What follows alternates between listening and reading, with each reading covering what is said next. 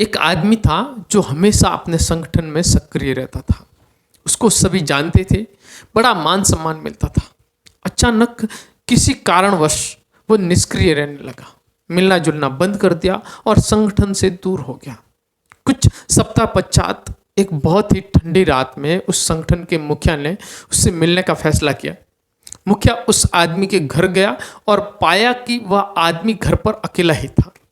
एक सिगड़ी यानी कि अलाव में जलती हुई लकड़ियों की लौ के सामने बैठा आराम से आग ताप रहा था। उस आदमी ने आगंतुक मुखिया का बड़ी खामोशी से स्वागत किया। दोनों चुपचाप बैठे रहे, केवल आग की लपटों को ऊपर तक उठते देखते रहे। कुछ देर बाद मुखिया ने बिना कुछ बोले उन अंगारों में से एक लकड़ी जिसमें लौ उठ रही थी उसे उठाकर किनारे पर रख दिया और फिर से शांत बैठ गया। मेजबान हर चीज पर ध्यान दे रहा था।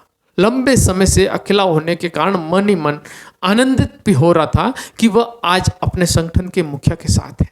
लेकिन उसने देखा कि अलग की हुई लकड़ी की आग की लौ धीरे धीरे कम हो रही है।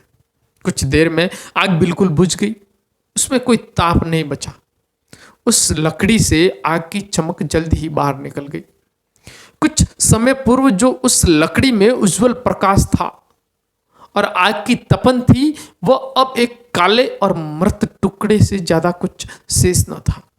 इस बीच दोनों मित्रों ने एक दूसरे का बहुत ही संक्षिप्त अभिवादन किया, कम से कम शब्द बोले। जाने से पहले मुखिया ने अलग की हुई बेकार लकड़ी को उठाया और फिर से आग के बीच में रख दिया। वो लकड़ी फिर से सुलग कर लौ बनकर जलने लगी और चारों ओर रोशनी तथा ताप बिखरने लगी।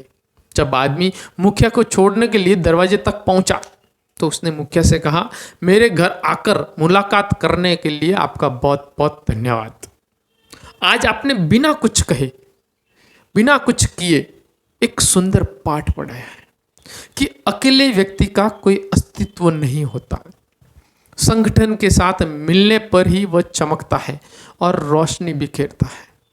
संगठन से अलग होते ही वह लकड़ी की भांति बुझ जाता है। मित्रों, संगठन या एक दूसरे के साथ से ही हमारी पहचान बनती है। इसलिए संगठन हमारे लिए सर्वोपरि होना चाहिए। संगठन के प्रति हमारी निष्ठा और समर्पण किसी व्यक्ति के लिए नहीं, उससे जुड़े विचार के प्रति होना चाहिए। संगठन किसी भी प्रकार का हो सकता है, आध्यात्मिक, पारिवारिक, सामाजिक, व्यापारिक, शैक्षणिक संस्थान, औद्योगिक संस्थान, सांस्कृतिक इकाई, सेवा संस्थान आदि आदि। संगठनों के बिना मानव जीवन अधूरा है। अतः हर क्षेत्र में जहां भी रहे संगठित रहे। और हाँ, एक विशेष सूचना कि संगठित होकर कोई राजनीतिक पार्टी की तरह शक्ति प्रदर्शन नहीं करना है। हमें संगठित होकर देश सेवा में अपने गांव को विकसित करना है।